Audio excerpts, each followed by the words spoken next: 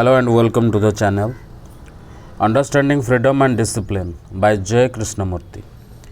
Jiddu Krishnamurti, a renowned philosopher and speaker, delves into the complex relationship between freedom and discipline in his essay. He challenges the traditional notion that discipline is necessary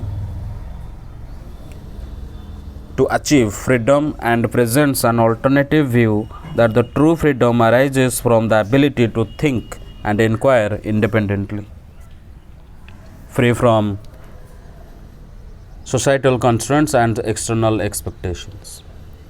Number 1. Discipline and freedom. Krishnamurti begins by questioning the conventional understanding of discipline, which is often seen as a means to achieve freedom. He argues that most people believe that cultivating discipline they will become free. However, he suggests that discipline in its traditional sense is the cultivation of resistance. This resistance involves building barriers with oneself against what is considered wrong or undesirable. Krishnamurti contends that such an approach is not conducive to true freedom. Instead of fostering freedom, it creates limitations and the individual is left constrained by these self-imposed boundaries. Number 2. The false sense of freedom. Krishnamurti further explores the concept of freedom, claiming that it can't exist within confines of tradition, external rules, or inherited ideas. He points out that the individuals live within a frame which is shaped by societal norms, family values, cultural traditions, and institutional teachings.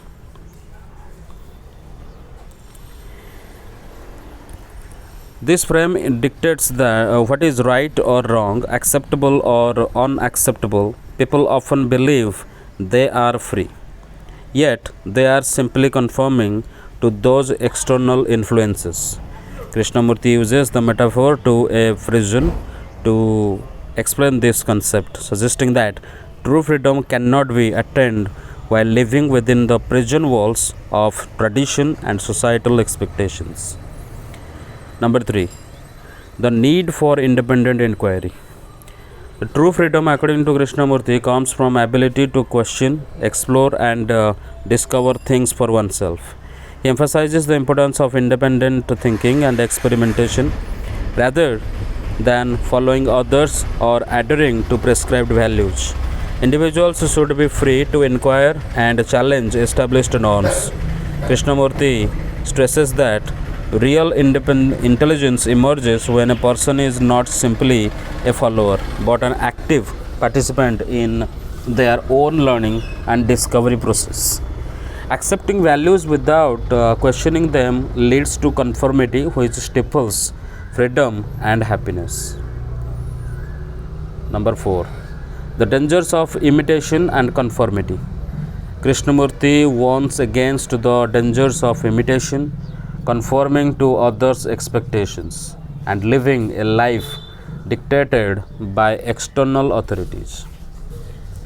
He argues that conformity leads to a loss of individuality and intelligence. People who merely follow what others have said or done may appear to be successful, for example, excelling in exams, acquiring wealth, or gaining social status, but they are not truly free. They remain confined by the societal framework, unable to think independently or experience genuine happiness. Number 5. The internal struggle. Krishnamurti highlights the internal conflict faced by many individuals, especially the youth. Young people often find themselves torn between their own desires and the expectations imposed by their parents, teachers, and society. This internal struggle creates confusion and prevents the development of true intelligence. The conflict between external influences and personal desires can lead to emotional pain and dissatisfaction. According to Krishnamurti, Resolving this struggle is crucial for personal growth and for attaining real freedom. Number 6. Discipline versus freedom. Krishnamurti explores the contradictory nature of discipline and freedom. While discipline is often seen as a necessary tool for achieving freedom, he asserts that they can't coexist. True freedom requires breaking away from the restrictive walls of tradition and discipline. He suggests that freedom involves a process of inquiry, questioning, and discovering, which leads to greater clarity and understanding of oneself and the world. Number 7. The role of sensitivity and awareness. Krishnamurti stresses the importance of sensitivity for true freedom.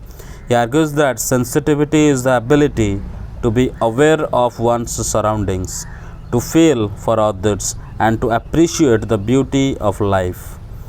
He points out that many individuals, consumed by their fears, concerns, and self interest, become insensitive to the world around them.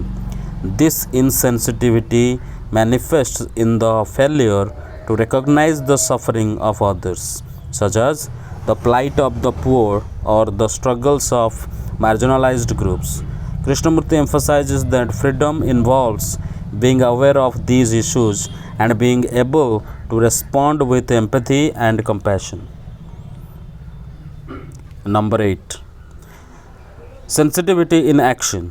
To illustrate sensitivity, Krishnamurti asks whether individuals are aware of the struggles of others, such as the plight of villagers or workers who endure hardships.